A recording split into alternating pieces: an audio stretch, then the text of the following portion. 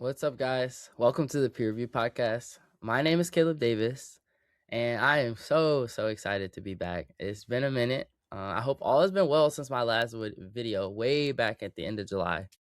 I hope you all had a Merry Christmas, and I hope this 2026 New Year is everything you're wishing for. Just a little update on me, kind of where I've been, what's been going on. As you all know, I graduated college back in July. We knew that towards the end of the last few videos, but I took a bit of a hiatus over my summer, just enjoying things. Things got hectic. My puppy, I got busy. What can I say?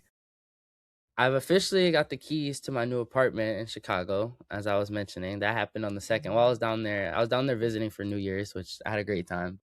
Down there visiting some friends for New Year's, and made it a 2-for-1 deal. I was like, while I'm down here, might as well start moving in. So I moved in a couple, small things, boxes, things like that.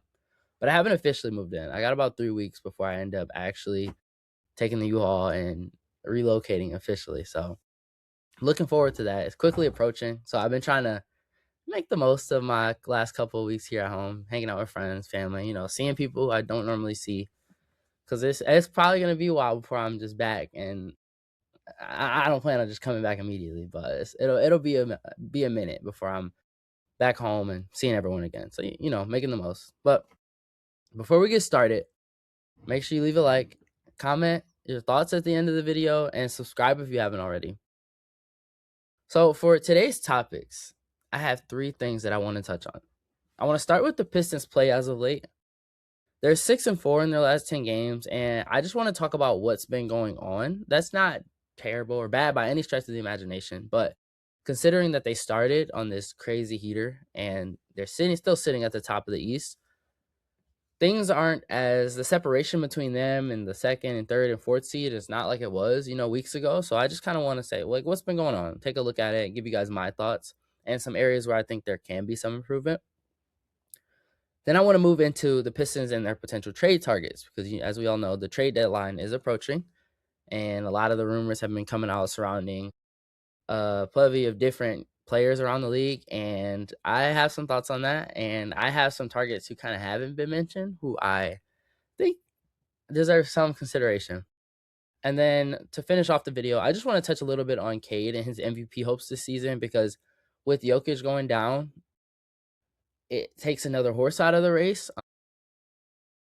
He's expected to miss that 15 or is it 17? Yeah, that 17 game mark. And that happens, it increases his likelihood. So I just want to talk about where he, ranks amongst the players being considered and kind of how I think his chances are going to go.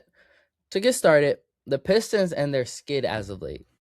They're 6-4 in their last 10 games after going 19-5 to start the season. And I think the losses in a lot of these closer games and really the losses in general, I think it's a combination of a couple of different things. To start, most teams during this point in the season, we've been dealing with injuries. Guys are dealing with nagging injuries, going out with, hip injuries, knee injuries, shoulders. You've seen a lot of calves this season, hamstrings, things like that. We lost Tobias Harris over a lot of the past 10 games. We were missing him. We were missing Karis LeVert. We just lost Jalen Duren against the Heat with the ankle sprain. I don't know how long he's going to be out. They play the Cavs today. I don't think he's going to be available, but I could be wrong. They play in about 20 minutes as of me recording this video. And I think with all injuries, it throws off the consistency with guys in and out of the lineup, especially when you have key guys. Like I said, Tobias Harris is a starter for us. Jalen Duren, that's our starting center. With those guys out, and yes, we have a great and a very deep bench. Like guys can step in, like Isaiah Stewart steps in and provides like great production, but it's not the same when you're losing that depth. And I feel like it kind of speaks for itself when you have guys in and out, guys roles switch, how many minutes you're playing switch, how many shots you're getting in. I think that has a trickle effect down the line.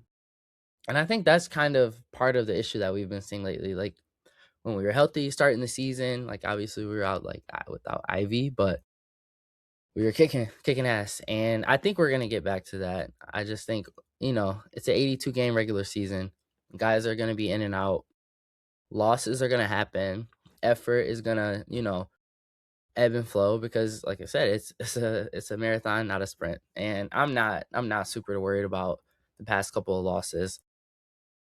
One thing that has concerned me a bit though, in a lot of our past, like I'm just gonna name off our past 5 games, but I think our defense against stars has been a little suspect as of late. Like the Detroit has been this insane defense this season, this great defensive rebounding team, this great fast break team, this great transition defense. And I think we've been slipping a bit as of late. I'm just gonna name off our last 5 games and the scoring output of the other team's stars. So going back to the game on, I believe it was Thursday against Miami, we let Norman Powell go off for 36 points, made 7 threes. Going back to the Lakers W, we won that game, but we let Luka go off for 30. Going back to that Clippers game, we let Kawhi go off for 55 points on 65% shooting from the field. And I know Kawhi's been on this insane heater trying to backpack the Clippers back into the playoff race, but you still let a guy go off for 55 on like peak efficiency shooting. Then the loss before that to the Jazz, we let Keontae and Laurie go off for 31 and 30 respectively. And then going back one game before, which this was a dub, but still that trend of letting stars go off. We let DeRozan go off for, he had like 37, 8, and 7, like almost a near triple double. Like that's a little bit concerning with the defense that we have had this season. Like, and the defenders that we have on the team that we're allowing these crazy efficient scoring outputs. Like it's one thing, like in the Luka game, his efficiency was terrible. Like I get that, but so that's a little okay. I guess if a guy goes for 30 on 25 shots, that's a little more. You can live with that. But when you're letting guys go for 55 and 30 and 37 and 40, like it's hard to win those games, especially when the star is eating. It's like a trickle down effect because you got to send more bodies at them. It opens up the floor for all of their role players or their complementary players, and I think we got to clean that up. We play the Cavs, like I said, later today. Like I don't want to see Donovan Mitchell come out and go for 40 and Evan Mobley go for 20 and 12. Like we got to contain those guys, make it tough on them, and I think we'll start to see a bit of turnaround, and we'll stop seeing as close of games because a lot of these games have been very close as of late as well. Besides that Clipper, that was a blowout. Kawhi, that was an anomaly though. Like he was hooping. I gotta give it to him, but I want to see them clean that up a little bit.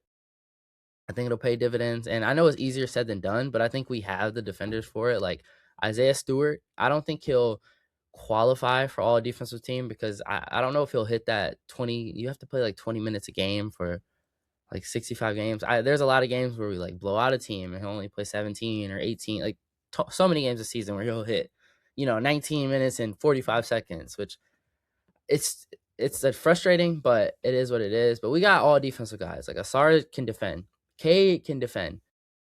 Tobias, I'm gonna touch on him a little bit later, but he's not Scotty Barnes, but he's not like a god awful defender. Duran's a pretty good. He's improved a lot as an interior force. As a switching big, like he's been guarding out on the perimeter a lot better than he has in years past. He's been good in drop. He's been good as a helper. He's been a rim protector. Like we have the guys for it, and I think we gotta lock in a bit more, a little more attention to detail. And I'm not, like I said, I'm not super worried, but if I'm nitpicking, that's a thing that I've noticed a lot. And then one issue that I kind of don't see, like unless we make a move, I don't see it as being a like it's a harder fix than the other two things that I mentioned. It's the scoring and shot creation outside of Cade. I feel like too many times we have games where Cade will have his 30 or 35 or 28, and then the next best scorer is like Duran with 12, or Duncan Robinson. Oh, he made 5 threes. Or I don't think we have another. We don't like, I guess, solid and consistent shot creator outside of Cade. And Jaden Ivey, in theory and in potential, was supposed to become that. And I give him a lot of grace. Like, I know you see Pistons Twitter going at him, like, trade Ivey, trade Ivey.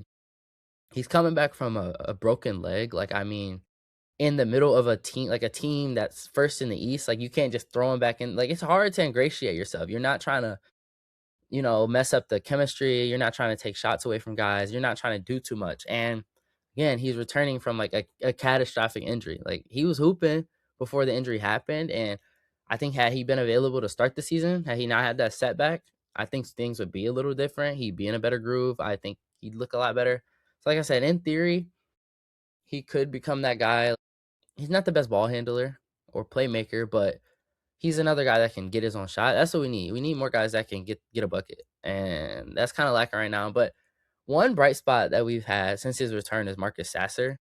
He's had a bunch of games where he's come out and, I think he had 18 against the Heat, or like he hooped against the Lakers. He's shooting 60% from three, and it's on a small sample size. It's only been 6 games, but it it gives you some hope and some optimism. Like, you have a couple more options besides, like, all we had really. You had Karis LeVert. He's in okay, like, he can get a bucket for himself.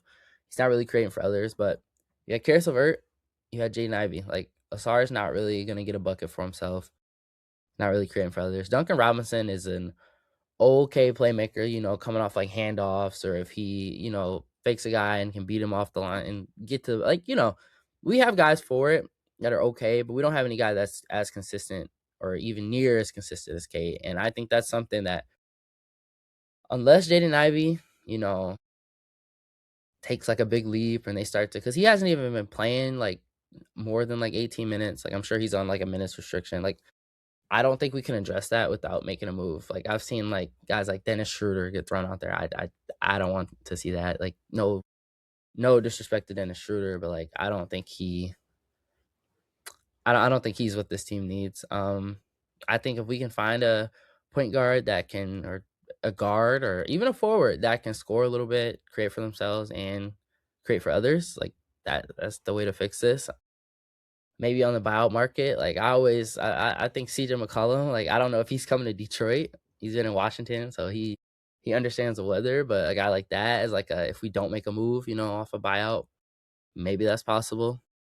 But that's gonna continue to be an issue. Cade is the only ball handler, only shot creator, and I think it will be to our detriment as we get closer and closer to the playoffs, when guys, defenses adjust and key in on him a bit more. And I think he's taken a big enough leap. Like, he can handle this responsibility. I have no like issue with that. It's just be nice if he had a bit more help.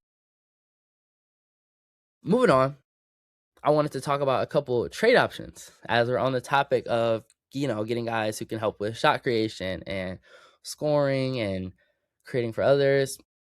So the leading candidate that you've been hearing coming to Detroit is Michael Porter Jr. And every time those rumors come out, I see all of the Pistons Twitter like basically shutting it down. Like, we're saying that that's not true. They haven't been looking at him, and you never know what's true and what's not when reports like that come out. I tend to, like, it could be the Nets trying to, drive up his value so they can get rid of him, or not get rid of him, but trying to drive up his value, create like a bidding war, or get teams frantic, like, oh, they're gonna come, sweep him out from under us. But just to talk about Michael Porter Jr. real quick in the season he's been having, he's averaging 25.8 points, 7.8 rebounds on 41% shooting from three.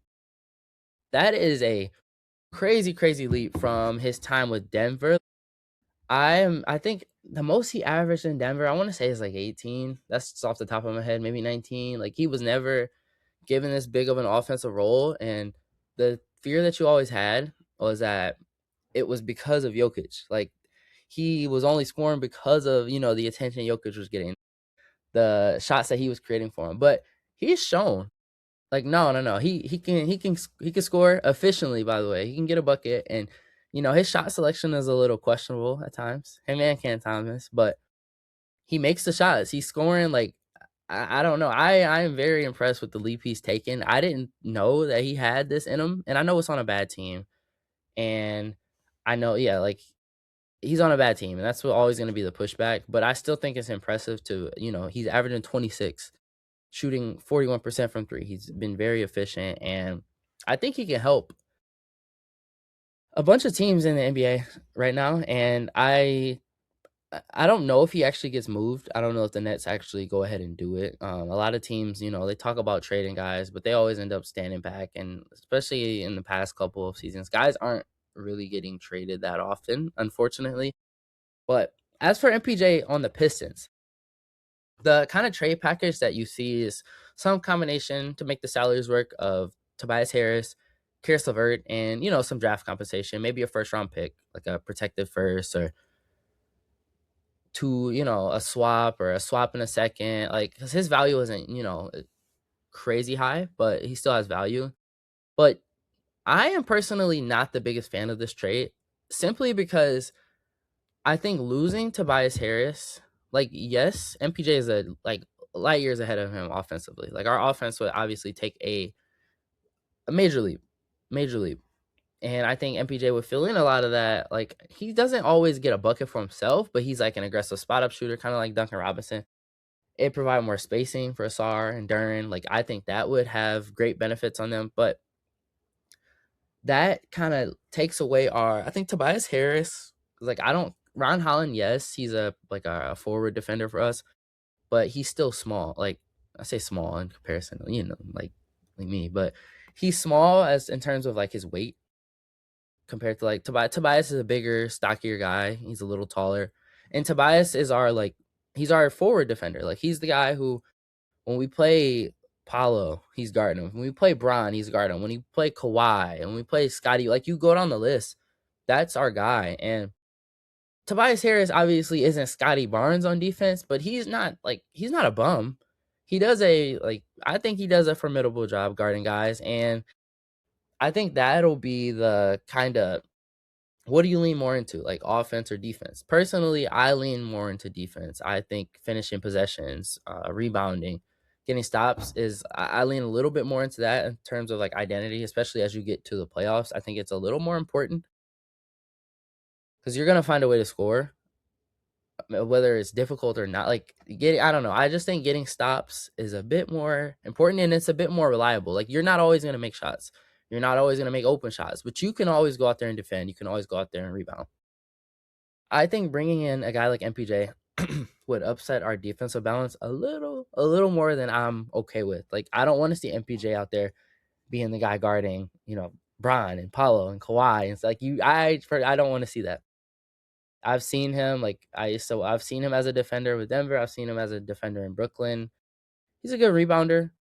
He can serve as like a secondary rim protector at times, but you don't want him being your on ball. Like, yeah, you don't want that. And I think that causes issues because if he is like Asar, like, he's better guarding like, ones, twos, smaller threes. Like, he can go out there and guard bigger guys, but that's not his strong suit. You want him guarding, the best perimeter player. And then I think that puts Cade in a position where, yes, Cade can go out there and guard those guys. Like, he's big enough to guard Apollo. He's big enough to guard a Bron. He's big enough to guard a Kawhi. But he's also our only shot creator and initiator. And I think that's too much to ask of him to, hey, we need you to go. Usually forwards are the team's best player. We need you to go guard Denny Avia the entire night, and then also give us 30 and create, 12 assists and 8 rebounds, and don't turn the ball over and score efficiently. Like, that's what superstars do. And I think if he needed to, like in the fourth quarter, you see him do it a lot. He'll switch on the guys, but you'd prefer not to have him, worried about getting into foul trouble guarding guys and things like that. So that's kind of why I sway away from that MPJ side of things. If we wouldn't got him, I wouldn't hate it. I think he'd help our team. I think he'd help our team like immensely, but it's that defense where I kind of have pushback. Where this is where I lead into my second candidate, and this is my favorite trade candidate for the Detroit Pistons, and I think he'd be a dream fit, and that is Trey Murphy from the New Orleans Pelicans. He's averaging 20.8 points a game this season, 6.1 rebounds, 3.5 assists on 38% from three, and 62.9% true shooting percentage this season. So just to put that in perspective, Curry's at 63.8%, like true shooting percentage. So very efficient bucket getter.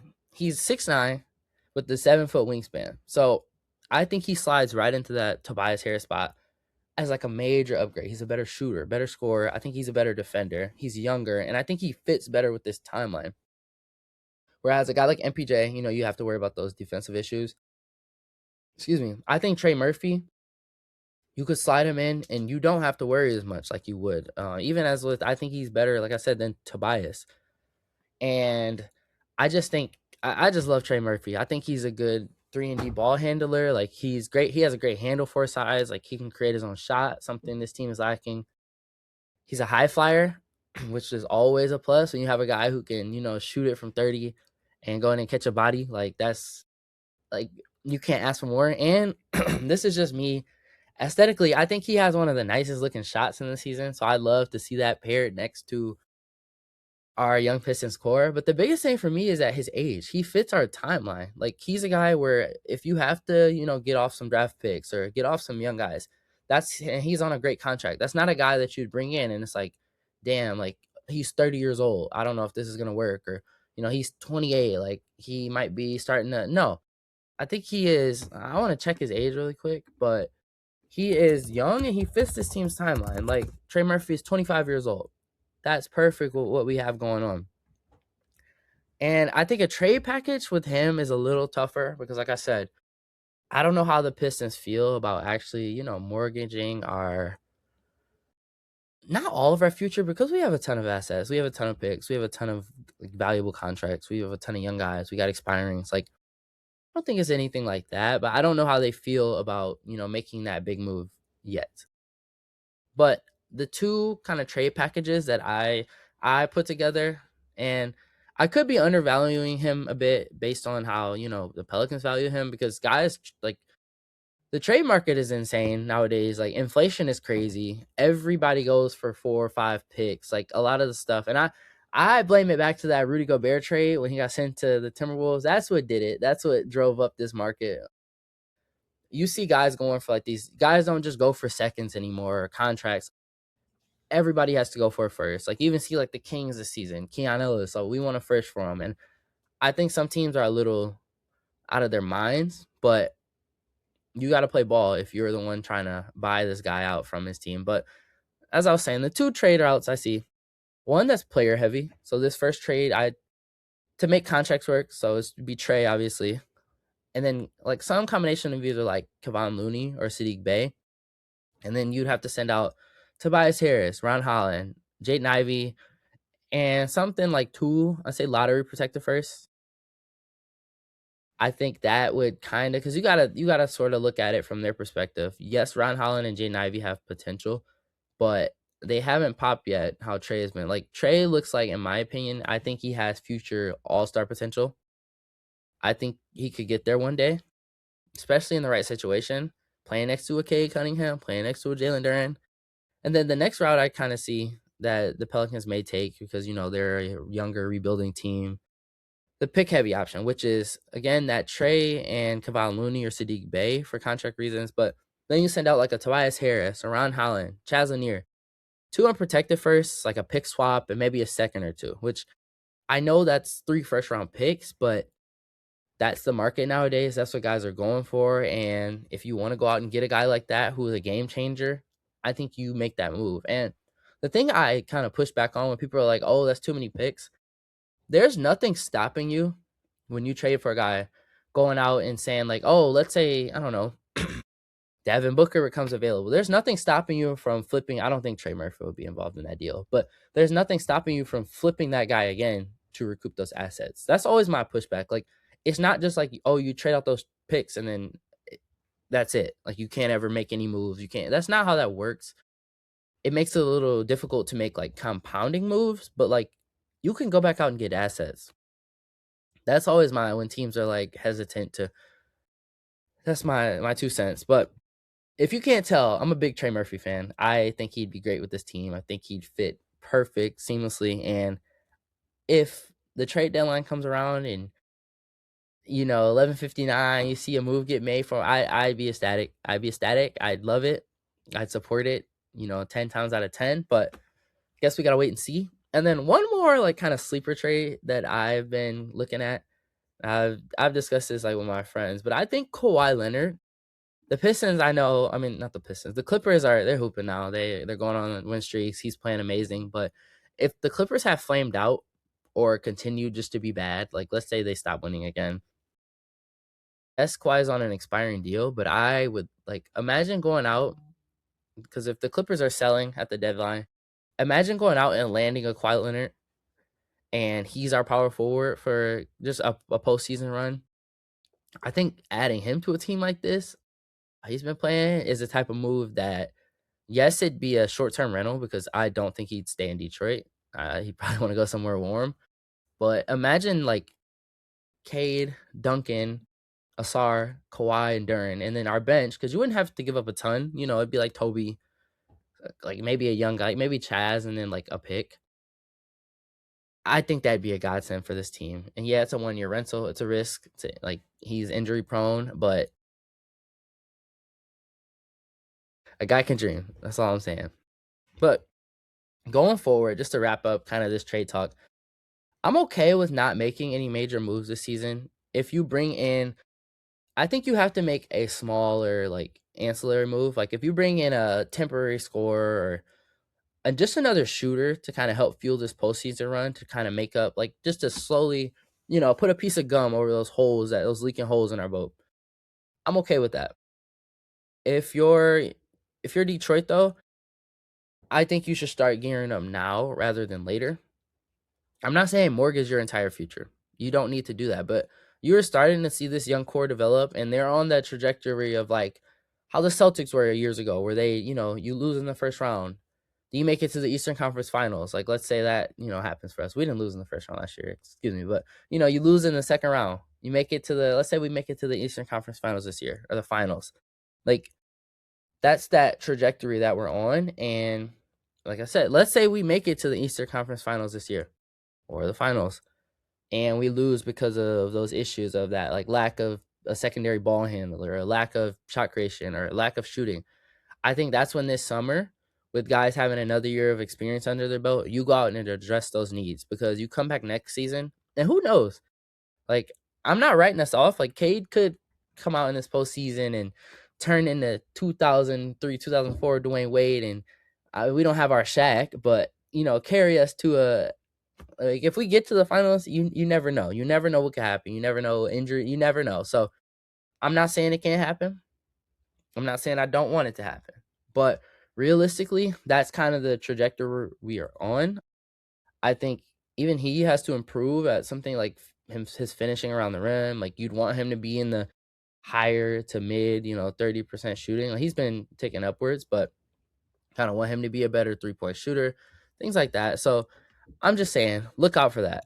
And maybe you wait long enough. Maybe the Suns end up, I don't know. Devin Booker that's my dream for this team. He's from Michigan, but maybe Devin Booker has a change of heart with Phoenix and he's available this summer and you go get Devin Booker. Or maybe the Cavs flame out too much and D Mitch is like, I want to leave. And they're like, okay, we'll keep Darius Garland. We'll move you. I don't know if they trade him to the Pistons or, interconference rivals, but I'm just saying, I'm okay with letting the season play out.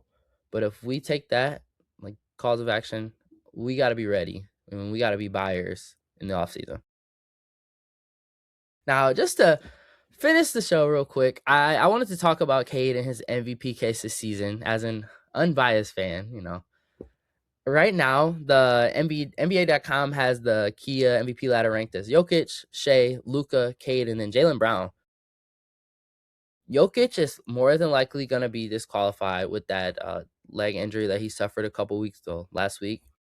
So if we're writing him off, that leaves Shea, Luka, and Cade, in my opinion. I don't really see Jaylen Brown having. I don't see like, he's averaging 30 this season, and I'll give him his flowers, but I don't see it. I don't think a big thing with the NBA is like narratives and storylines, and Cade's storyline it's starting to build up a bit more. You go from this terrible team to playoff team to the top of the Eastern Conference. I personally think he should be ahead of Luka right now in the MVP race. I think he's played better than Luka this season. I think he doesn't have as much star help around him. Their bench is a lot better, and the team is built, like, constructed a lot better around him, but the Lakers still have a really good team. And I think Luka's been, especially the past couple weeks, I think he's been playing pretty bad, like with the turnovers and being inefficient. So I'd bump Cade up to number 2.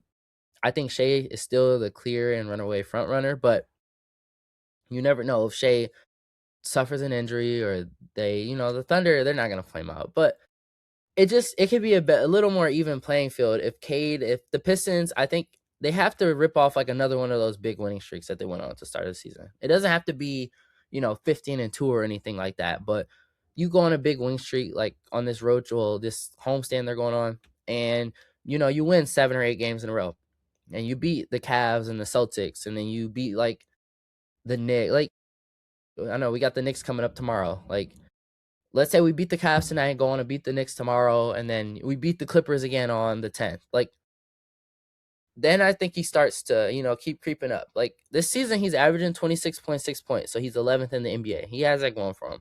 6.3 rebounds, so he's rebounding. 9.7 assists. He's second in assists, I think only behind Jokic. He's doing a lot for his team, and I think if they stay the one seed, I personally don't think he gets it this year. I think he's like a year out from truly, truly being considered. But the path is there. He's putting up the numbers. He has the team success, and us as fans, we got to start pushing that narrative and getting it out to the media, because that's the biggest thing. The media has to be around him and backing him. And I think right now, kind of why Luka's ahead, that Lakers love, and Shea, he's the past MVP and the Finals MVP, and Jokic is just Jokic. Like, I get that, but I think K's name, he might not be there yet, but I think he needs to start being pushed into those conversations, because I think deservingly so. That's all I have for today, though. Thank you all so much for tuning in to the Peer Review Podcast. Like I said, it's great to be back. Let me know your thoughts on the Pistons, Cade's MVP leap, some potential trades we could be making. Do you like the trades I suggested? Do you like the packages? Like, is the Trey Murphy trade, is that too much to give up? How do you feel about Kawhi Leonard and the team's outlook in the future? Let me know in the comments, but that's all I have for today. This is the Peer Review, signing off.